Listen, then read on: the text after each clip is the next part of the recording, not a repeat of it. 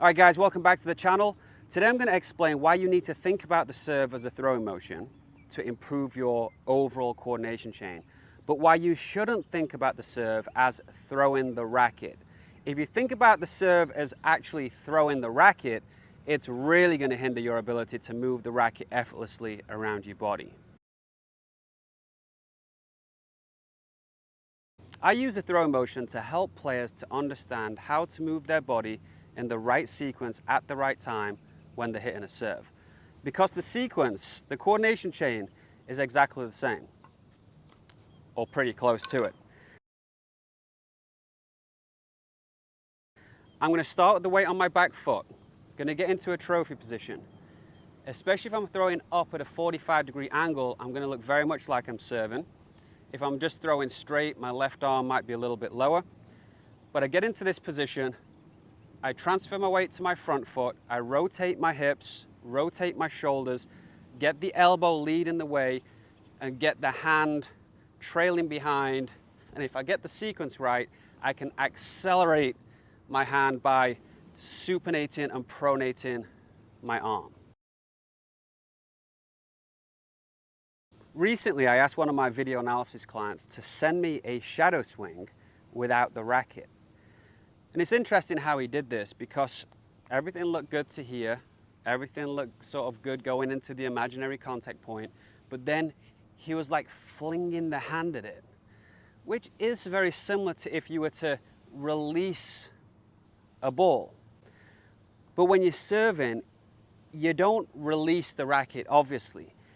What you need to do is rotate the racket through the strike. So the last part of the coordination chain is not to throw the racket, but to rotate your arm. So it should look something like this. And all I'm doing is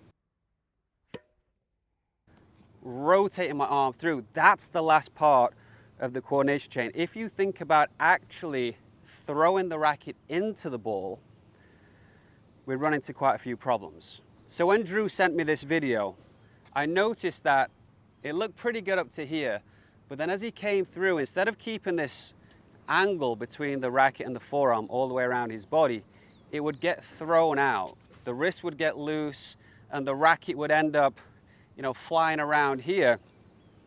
And he's actually end up in a straight line as he's coming through into this position. So even though it's after contact, I always want to feel like the racket is winning the race. We want to get the racket around the body, all right? We want to whip it through.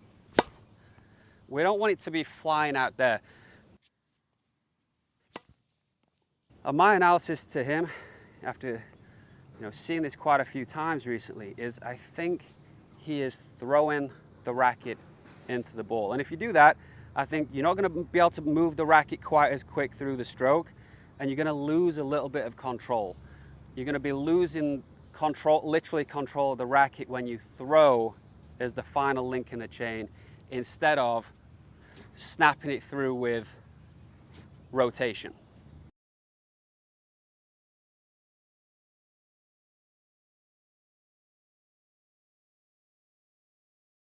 I hope that helped you with your serve. If you want more personalized instruction, you can sign up for my video analysis at tpatennis.com. Talk to you soon.